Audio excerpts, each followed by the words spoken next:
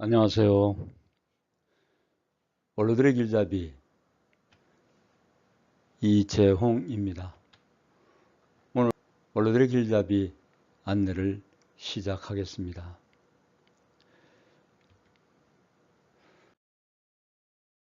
흑조에 대하여 원로들께서는 아시는지요? 태평양 바다 필리핀 동쪽 해역에서 발원하여 대만의 동쪽, 일본의 남쪽을 거쳐 북위 35도 부근에서 동쪽으로 굽어 흐르는 해류, 북쪽도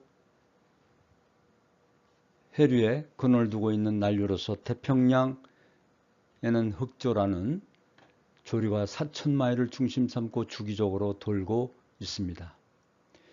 태평양에 이러한 주류가 있습니다. 천운도 마찬가지입니다. 태평양에 흑조와 같은 주류가 있는 것과 마찬가지로 인간 세계에도 흑조와 같은 사상적 흐름이 있어서 온 인류가 그 사상적 주류에 따라 이상세계로 나아갈 수 있는 세계가 되어야 할 것입니다. 이렇게 볼 때 현세에 있어서는 민주세계 속에 미국을 중심한 흐름도 흑조가 될 수 없고 공산세계 속에 중국이나 러시아를 중심한 흐름도 흑조가 될 수 없습니다. 그것은 인간으로 말미암은 주의와 사상의 결과로 되어 있기 때문입니다. 그렇다면 나중에 남아서 흑조와 같은 주류가 될 수 있는 것은 무엇이냐? 모든 사상적 세계를 초월해서 새로운 종교라든가 사상을 묶어서 대안 가운데 흑조와 같은 역할을 할 운동은 무엇이 될 것이냐 하면 그것은 바로 하나님을 중심한 새로운 사상적 운동, 새로운 사상적 체계, 새로운 사상을 중심 삼은 역사의 출발이 될 것이 아니냐는 것입니다. 아무리 인간이 자기 사리사욕이나 당리당략을 중심해서 발버둥 치는다고 해서 흑조와 같은 천운의 운세를 거스를 수 없음을 확신하면서 다음의 내용을 이어가겠습니다. 오늘은 대의민주주의의 모순과 그 대안에 대하여 말씀드리고자 합니다.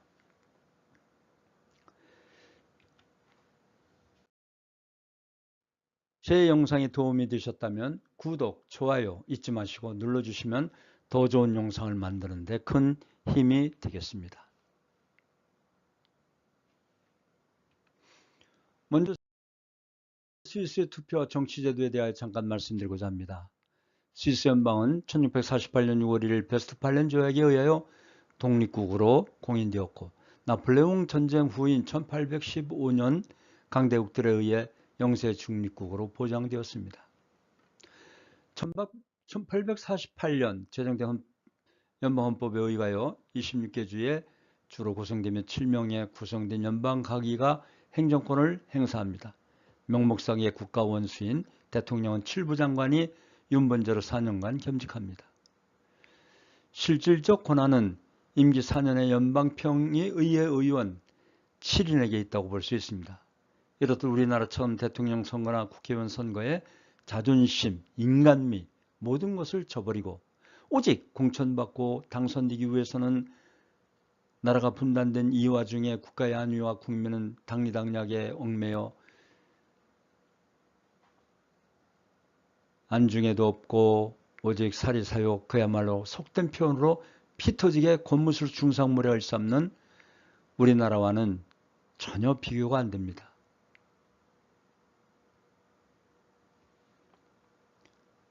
다시 하겠습니다.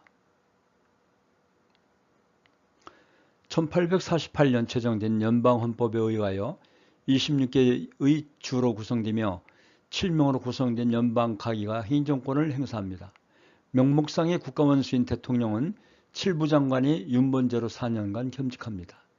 실질적 권한은 임기 4년의 연방평의회 의원 7인에게 있다고 볼 수 있습니다. 이렇듯 우리나라처럼 대통령 선거나 국회의원 선거의 자존심, 인간미 모든 것을 저버리고 오직 공천받고 당선되기 위해서는 나라가 분단된 이 와중에 국가의 안위와 국민은 안중에도 없고 오직 사리사욕 당리당략에 얽매여 그야말로 속된 표현으로 피 터지게 고무술 중상물에 일삼는 우리나라와는 전혀 비교가 안 됩니다. 따라서 오늘은 대의민주주의 선거제의 모순과 그 대안인 신통일 한국의 공명주의에 대하여 말씀드리고자 합니다.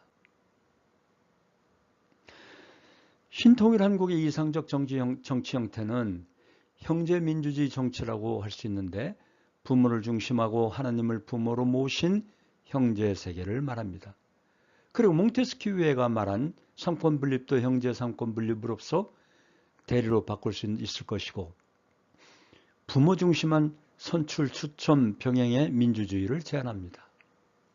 대의원은 하나님과 국민의 매개자며 공복이라는 종의 몸을 쓰고 전체를 위해 헌신 봉사한다는 입장이 되어야 할 것입니다.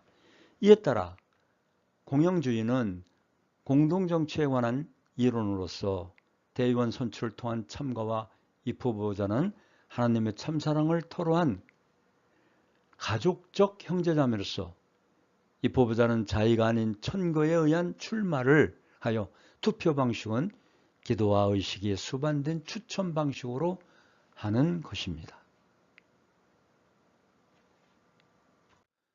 고대 아테네의 추첨제를 한번 생각해 볼 필요가 있습니다.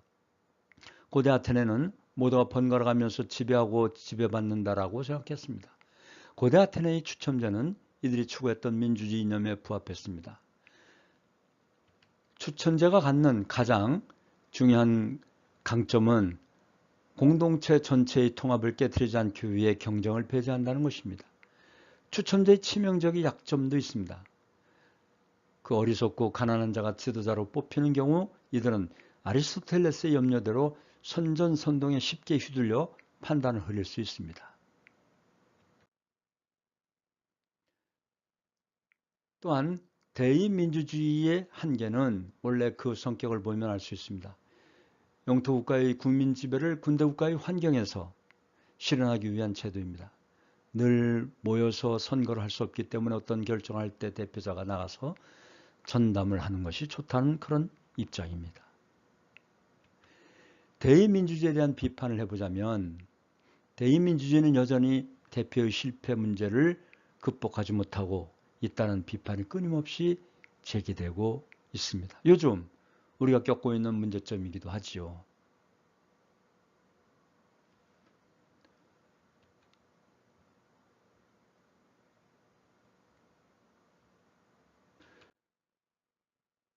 공영주의라는 것은 하나님주의에 입각한 정치체제를 말합니다. 민주주의 정치적 권력 문제에 대한 대안으로서 하나님주의는 공정한 관찰자인 하나님을 부모로 모시고 공정한 양심을 중심 삼고 이루는 정치를 말합니다. 하나님 중심의 형제 민주주의를 말하며 개인이 아닌 부모를 모신 형제자매의 자유와 평등을 추구하자는 것입니다. 대의민주주의 선거와 대표성 문제를 극복하고 대표성을 인정하는 대표자들의 추첨과 선출 방식을 도입하는 것입니다. 오늘날 우리나라처럼 정치인인 국정이나 시정에 관계없이 그저 다음 공천 걱정이나 하고 선거 걱정이나 하는 그런 자들처럼 과도한 경쟁을 배제하고 모두가 승복하는 통합정치를 하자는 것입니다. 자유민주주의에서 공영주의는 남한의 자유민주주의와 북한의 인민민주주의 한계를 극복할 수 있는 신통일 한국의 새로운 정치 이념이 될 수 있습니다. 우리가 자유민주주의에서 앞서 말한 천거, 선출, 선정의 3단계를 자세히 살펴보면 1단계에서는 지인이나 공신력 있는 단체에 의한 천거이므로 덕성 있고 신망 있는 후보자를 확보할 수 있습니다. 2단계에서는 1차 당선자를 선출하는 단계인데 현행 선거제도와 같은 고비용이 드는 선거를 지향하고 간단한 절차로 실시하므로 경제적이며 부정부패를 막을 수 있습니다. 선거를 통해 유능한 인재가 선출될 수 있으므로 효율성을 확보할 수 있습니다. 3단계에서는 최종 당선자를 선정하는 단계로서 선거를 통해 올라온 복수 후보자 중 최종 당선자를 추첨을 통해 선정하는 것입니다. 확률상 모집단에 근접하는 매우 높은 대표성을 확보할 수 있는 것입니다.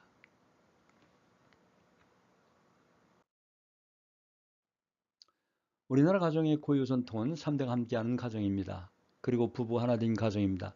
이런 가정이 남북 통일의 초석이 될 것이고 사회 안정과 발전을 이루는 기본이 될 것입니다. 오늘도 이 한 말씀을 참고하시겠습니다. 신문명이라는 것은 하나님을 중심 삼은 문명입니다. 하나님적 문명입니다. 신문명 개벽입니다. 역사의 모든 것을 미지의 사실로 다 덮어 놓았습니다. 공개가 안 됐습니다. 이것을 공개시켜야 할 때가 됐습니다. 여러분이 알아야 할 것은 부자관계입니다. 부자일체는 한 몸을 말합니다. 부부 일신도 한 몸을 말합니다. 그 부부에게서 태어난 아들, 딸은 형제가 일신이 되어야 합니다. 하나입니다. 자기를 중심 삼고 위에는 할아버지, 할머니, 아버지, 어머니, 그 다음에 자기 자신입니다. 3대를 중심 삼고 이것이 한 가정이 되어야 합니다. 이 3대가 한 가정을 이루어 살았으면 그 열매는 하나님의 가정을 이룰 수 있는 것입니다. 그 3단계의 모든 부부들은 어떤 입체적인 세계나 평면 세계에 갖다 놓더라도 같은 가치로서 남아질 수 있는 것입니다. 가정을 이루려면 할아버지, 할머니, 아버지, 어머니, 자기의 부부가 있어야 됩니다. 참모모경 561쪽을 참고했습니다. 오늘도 원로가 없었다면 대한민국이 없다는 양무원로, 시무, 대한 이 효를 보시고 우리 원로들이 없으면 가정도 나라도 세계평화도 미래도 없음을 아시고 원로 지도자님들의 건강하심과 행복을 빌면서 오늘의 원로들의 길잡이 연설을 모두 마치겠습니다. 고맙습니다.